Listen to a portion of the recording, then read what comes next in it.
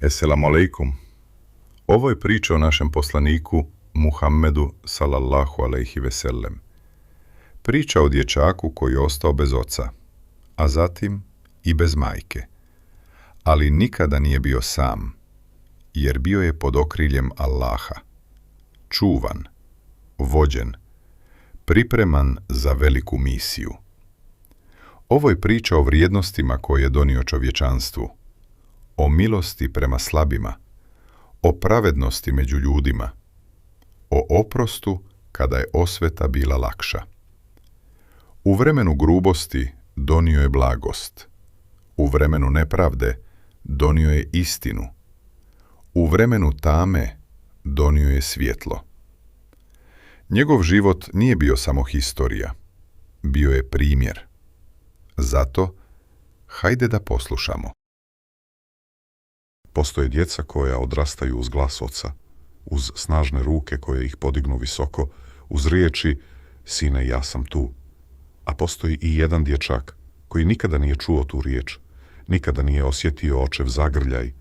Rodio se u Mekki, gradu punom glasova i trgovaca, ali u njegovom domu bila je tišina, jer njegov otac preselio je prije nego što je dječak ugledao svijet.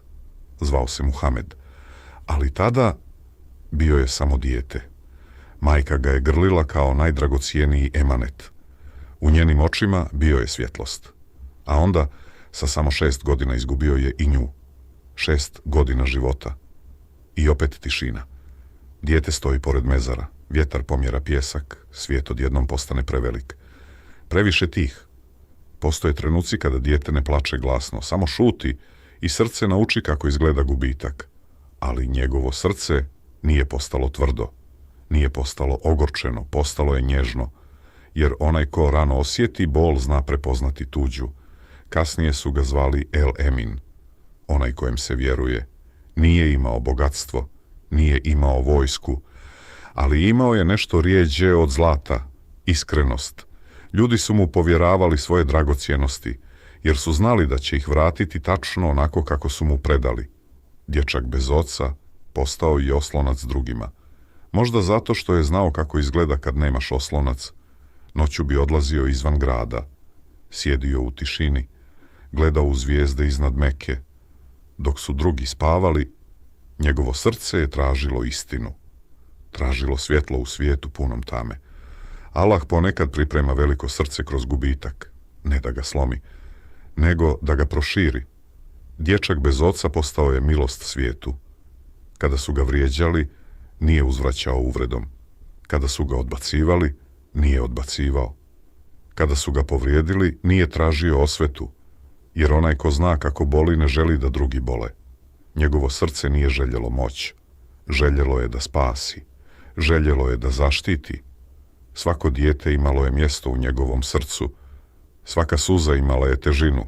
Svaki osmijeh imao je vrijednost. Dječak koji nikada nije čuo očev glas, postao je glas koji milioni i danas izgovaraju s ljubavlju. Muhamed. Možda ono što danas osjetiš kao prazninu, sutra postane tvoje najveće bogatstvo. Možda bol postane razlog da nekome drugom budeš utjeha, jer veliko srce ne nastaje u udobnosti, nastaje u tišini, u saburu, u suzama koje niko ne vidi. Osim Allaha, dječak bez oca nikada nije bio sam, jer onaj koji je stvorio zvijezde odgajao je njegovo srce i to srce postalo je svjetlo, svjetlo koje i danas sija. A onda, u jednoj tihoj noći u pećini Hira, dogodilo se nešto što je promijenilo svijet. Nije bilo svjetala grada, nije bilo ljudi, samo tišina i srce koje traži istinu. I tada došla je riječ. Prva objava. Uči. Dječak bez oca postao je poslanik. Ali nije postao drugačiji čovjek. Njegovo srce ostalo je isto. Nježno. Iskreno, strpljivo. Kada su mu rekli da je lažac, nije prestao govoriti istinu. Kada su ga ismijavali, nije izgubio dostojanstvo. Kada su ga povrijedili, nije izgubio milost. Jer onaj koga je Allah odgajao kroz bol, zna kako da izdrži. Godine su prolazile. Teške godine. ali on nikada nije zaboravio kako je to biti mali, zato je volio djecu. Kada bi prolazio pored njih, zastao bi, nazvao bi selam, sagnuo se na njihov nivo, jer veličina nije u tome da stojiš iznad drugih, nego da se spustiš da ih podigneš. Bio je blag sa slabima, strpljiv sa neznalicama, milostiv prema onima koji su ga povrijedili. Njegovo srce nije bilo tvrđava, bilo je utočište.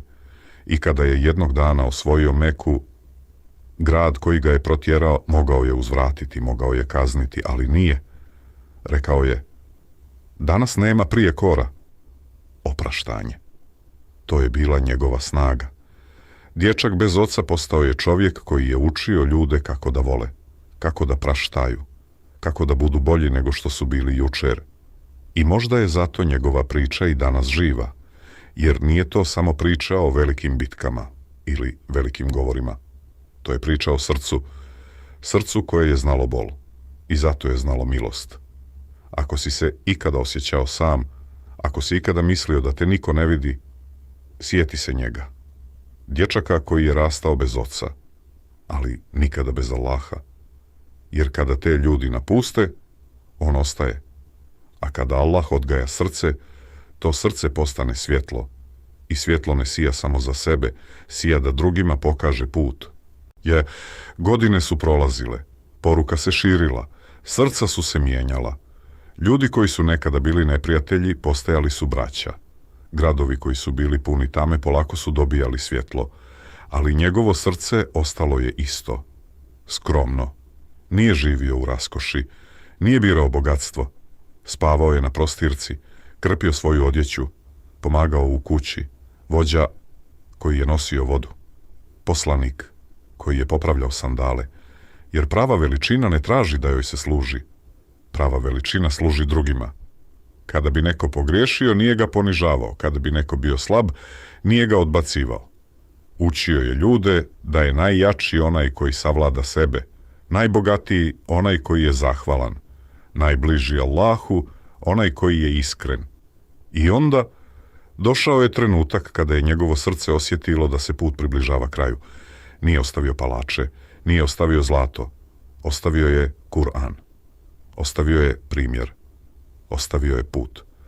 Posljednje riječi nisu bile o moći, bile su o namazu, o odgovornosti, o brizi za druge. I kada je preselio, Medina je utihnula. Ljudi su plakali kao djeca koja su izgubila oslonac, jer on nije bio samo vođa. Bio je milost, bio je sigurnost, bio je srce koje ih je čuvalo. Ali svjetlo nije nestalo, jer svjetlo koje Allah zapali ne gasi se smrću. Ono živi u riječima koje učimo, u dovama koje izgovaramo, u svakom selamu koji mu šaljemo. Dječak bez oca postao je najvoljeniji čovjek u historiji, ne zbog bogatstva, ne zbog moći, nego zbog srca. I možda je poruka cijele priče jednostavna. Nije važno koliko je tvoj početak bio težak, važno je kako čuvaš svoje srce, jer ako ga ispuniš iskrenošću, strpljenjem i osloncem na Allaha, i tvoje srce može postati svjetlo, a svijet uvijek treba još svjetla.